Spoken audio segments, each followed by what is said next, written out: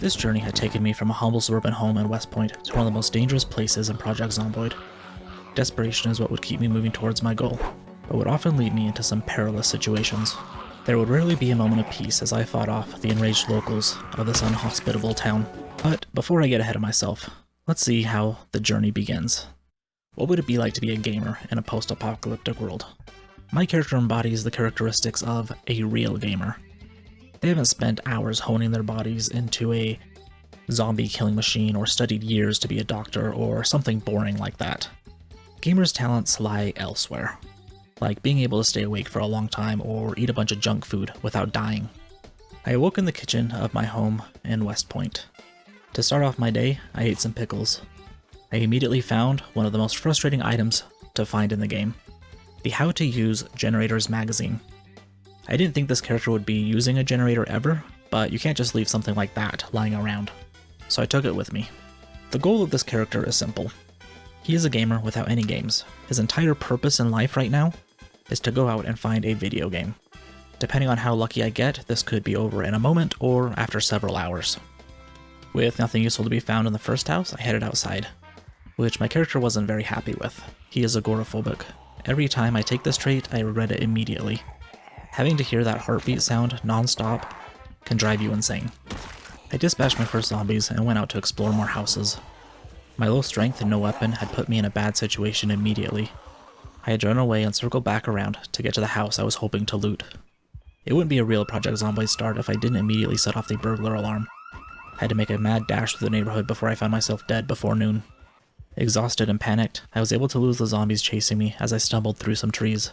I could finally catch my breath and plan what to do next. After some rest, I poked my head back outside and immediately attracted more zombies. This time, I would be more prepared. I had a tennis racket to help me take them down. Zombies dead, I checked out the nearby garage and found a real weapon. And I was regretting not playing as a burglar, so I could have an easy vehicle. Back outside, I continued my search for a video game. I would be going from house to house until I found one. I made sure to collect some stuff along the way. Tools can always be helpful to break into houses. I almost never start off my games in West Point. Some people consider it to be worse than Louisville, and I think I might agree. There are so many huge packs of zombies everywhere, it makes looting even a small area quite a chore. With another pack of zombies dead, I looted my next house. I found a duffel bag and immediately shoved all my stuff inside it, which was a complete waste of time because there was a hiking bag in the cabinet right next to it that I needed to fill up instead. It was only 5 p.m., but I was already looking like a seasoned survivor. I stumbled into some sort of gathering. It kind of looked like a party where someone tries to convince you to join a pyramid scheme, so I put an end to that. The next house I found had boards over the windows. This meant it was a survivor house. Usually the loot inside is pretty good. Lots of food and weapons. Probably no video games, but some more weapons would certainly be welcome. I evicted the current residents and claimed my reward. I took a pistol, a spear, and another axe. It was starting to get late, but I wouldn't be going to bed anytime soon. I kept moving, dispatching every idiot zombie that got in my way, especially if they had some fun clothes I could steal. Even the former residents of West Point knew that it was more dangerous than all the other towns. Almost every house I looted had a gun of some sort in it, but no video games. There was no Moodle to show it, but my character was having withdrawals from his games at this point. I made my way back over to the survivor house to grab the two-handed axe to help me clear out the horde of zombies sitting in front of my next house. It was now the middle of the night, and very hard to see. Even if my character wasn't tired, I would need to stay indoors for the rest of the night once I got into the next house. Once inside, I got myself cleaned up before bed. I wasn't tired yet, so I laid out my loot I had gathered today. A Pokemon card binder, tin, and 4 packs of cards. There is no better way to relax after a long day than opening a few packs of cards. The packs were decent. I found a hollow Venusaur, which is pretty cool. Venusaur is one of my favorite Pokemon. It was now 4 a.m., so I stopped playing around with my cards and headed to bed. Upon awaking, I went right back to looting houses. I killed a lot of zombies, stared at vehicles I couldn't drive, rummaged through people's garbage, and finally noticed how close I was to the local school. Every time I have looted a school, it had a video game. Schools are very dangerous. There are always huge hordes of zombies surrounding the building, with a ton more inside.